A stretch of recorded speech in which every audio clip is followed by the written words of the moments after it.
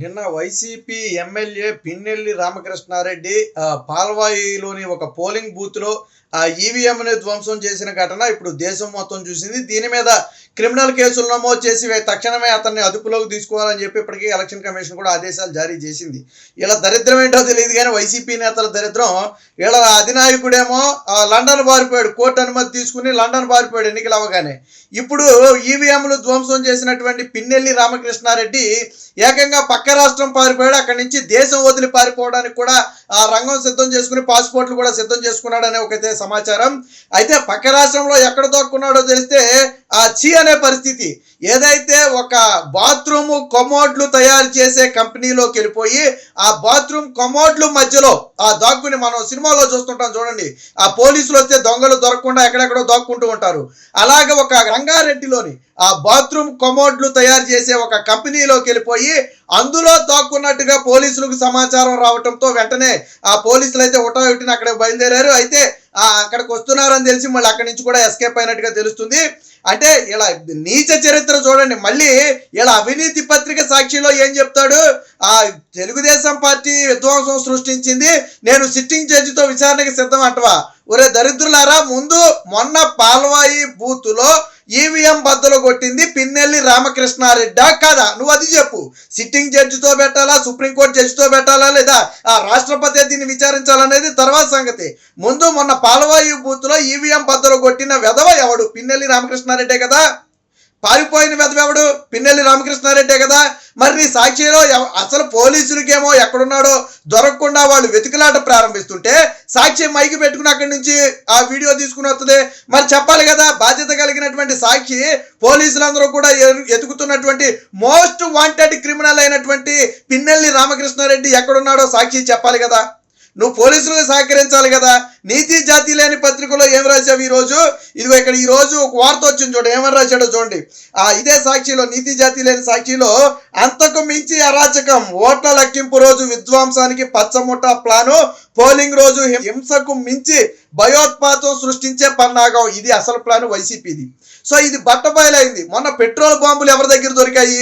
పిన్నెల్లి రామకృష్ణారెడ్డికి అనుచరుల ఇంట్లో దొరికాయి. అంటే ఈవీఎం బద్దలు కొట్టింది ఎవరు? పిన్నెల్లి రామకృష్ణారెడ్డి. రాష్ట్రం వదిలి పారిపోయి బాత్రూమ్ కమోడ్ల మధ్య దాక్కున్నది ఎవరు? పిన్నెల్లి రామకృష్ణారెడ్డి. ఎన్నికల కమిషన్ ఎవరి మీద కేసు నమోదు చేయమని చెప్పింది? వైసీపీ అభ్యర్థి అయినటువంటి పిన్నెల్లి రామకృష్ణారెడ్డి మీద. ఇప్పటి వరకు నమోదు చేసిన కేసులన్నీ కూడా ఎవరి మీద నమోదు చేశారు? వైసీపీ నేతల మీద నమోదు చేశారు కదా. మరి ఇప్పుడు చెప్పండి, విధ్వంసం సృష్టించింది ఎవరు? కుట్ర సృష్టించింది ఎవరు? ఆ ఎన్నికల రోజే మీరు ఇంత బరి తెగించారంటే, సీసీ కెమెరాలు ఉన్నప్పుడే మీరు వెళ్ళిపోయి ఈవీఎంలు బద్దలు కొట్టారంటే రేపు ఓట్ల లెక్కింపు సాగనిస్తారా? మీరు ఓట్ల లెక్కింపు కోసం వచ్చిన ఉద్యోగుల్ని బ్రతికి బట్టకట్టనిస్తారా? అసలు ఓట్లు లెక్కించడానికి ఉద్యోగులు ఎవడైనా, మీ గురించి తెలిసిన ఉద్యోగి ఎవడైనా సరే మీ నియోజకవర్గంలో మీ బ్యాలెట్ ఓట్లు లెక్కించడానికి ఎవడైనా వస్తాడా? మీ పోస్టల్ బ్యాలెట్ కానివ్వండి, లేదా ఈవీఎం ఓట్లు కానివ్వండి, లెక్కించడానికి ఎవడైనా వస్తాడా? మీరు ప్రాణాలతో బతకనిస్తారా? పిన్నెల్లి రామకృష్ణారెడ్డి ప్రాణాలతో బతకనిస్తాడా? ఏ ఎన్నికల అధికారైనా పిన్నెల్లి రామకృష్ణారెడ్డిని ఎదుర్కొంటాడా? ఎందుకంటే ఆ మనిషికి, అది మనిషి రూపంలో ఉన్నటువంటి నరరూప రాక్షసుడు. అంత దారుణంగా. పైగా ఆ రోజు ఆ పోలింగ్ బూత్లో టీడీపీ ఏజెంట్ ఎవరైతే ఈవీఎం బద్దలు కొడితే టీడీపీ ఏజెంట్ అడ్డుకునే ప్రయత్నం చేశారో ఆ రోజే పోలింగ్ బూత్లో హెచ్చరించండి ఎంత చూస్తానని బయటకు వచ్చాక గొడ్డలతో తల మీద పెట్టి నరికేశారు. అడ్డుకున్నటువంటి ఎవరైతే polling booth TDP booth agent ఉన్నాడో ఆ వ్యక్తిని తల మీద నరికేశారు. అంటే ఇంత దారుణమైన పరిస్థితి. మళ్ళీ సిగ్గు శరం లేకుండా పులి సింహాలని చెప్పి ఎలివేషన్లు ఎందుకు? పారిపోయి బాత్రూమ్ కమోడ్ల మధ్య దాక్కోవడం ఎందుకు? బాత్రూమ్ కమోడ్ల మధ్య ఎందుకు దాక్కోవాల్సి వచ్చింది మీరు? ఈ రోజు రాష్ట్రం వదిలి పారిపోయి రేపు ఏకంగా దేశం వదిలి పారిపోవడానికి పాస్పోర్ట్లు ఎందుకు సిద్ధం చేసుకోవాల్సి వచ్చింది? మళ్ళీ మీ అవినీతి పత్రికలో ఏమైనా రాతలు రాస్తున్నారు ఈరోజు? అంతకు మించి అరాచకం అంట. ఇది వైసీపీ. పెట్రోల్ బాంబులు ఎవరింట్లో దొరికాయి? పిన్నెల్లి రామకృష్ణారెడ్డి అనుచరుల ఇంట్లోనే కదా. కత్తులు కటారులు ఎవరికి అన్వయంలో దొరికాయి? పిన్నెల్లి రామకృష్ణారెడ్డి అనుచరుల ఇంట్లోనే కదా. అంటే ఎంత దిగజారిపోయారు అంటే ఈ రోజు రాష్ట్రం వదిలి దేశం వదిలి కూడా వీళ్ళు పారిపోతున్నారు. కానీ వీళ్ళ అవినీతి పత్రిక మాత్రం వెళ్ళిపోయి పిన్నెల్లి రామకృష్ణారెడ్డి ఇంటర్వ్యూ తీసుకుంటుంది. కానీ పోలీసులు మొత్తం బృందాలుగా విడిపోయి పిన్నెల్లి రామకృష్ణారెడ్డిని వెతుకులాట ప్రారంభిస్తుంటే ఎక్కడున్నాడు అనేది మాత్రం సాక్షి చెప్పదు. తక్షణమే ఎలక్షన్ కమిషన్ పిన్నెల్లి రామకృష్ణారెడ్డి ఎక్కడున్నాడో సాక్షికి తెలుసు. ఎవరైతే ఈరోజు ఆ పిన్నెల్లి రామకృష్ణారెడ్డితో ఒక ఇంటర్వ్యూ తీసుకున్నారో, నాకు ఏమీ సంబంధం లేదని చెప్పి చెప్పించే ప్రయత్నం చేశారో ముందు ఆ వ్యక్తిని అదుపులోకి తీసుకుని ఆ పోలీసుల స్టైల్లో అడిగితే పిన్నెల్లి రామకృష్ణారెడ్డి ఎక్కడ ఉన్నాడో చెప్తాడు. లేదా సాక్షి ఎండీని పట్టుకుంటే సాక్షి ఎండీ ఆల్రెడీ దేశం వదిలి పారిపోయింది, ఆ భారతిరెడ్డి దేశం వదిలి పారిపోయింది.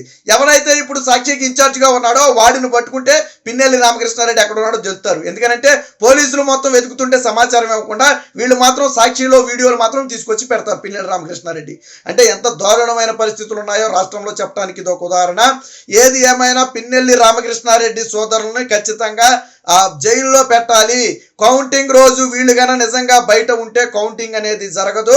మారణ హోమం సృష్టించడానికి పెట్రోల్ బాంబులతో సహా, నాటు బాంబులు, వేట కొడవళ్లతో సహా ఆ గాజు పెంకులు ఏదైతే గాజు పెంకులు మొత్తం కూడా ముద్ద కింద నుజ్జు కింద కొట్టేసి పొట్లాల కింద కట్టి పెట్టి కొట్టారు. అంటే రేపు పొద్దున వాటిని ఇసరడానికి, పెట్రోల్ బాంబులతో కలిపి వాటిని ఇసరడానికి ఒక మారణాయుధాలన్నీ కూడా సిద్ధం చేసుకున్నారు. ఇలాంటి వ్యక్తులను రాష్ట్రంలో ఉంచడం ప్రమాదకరం.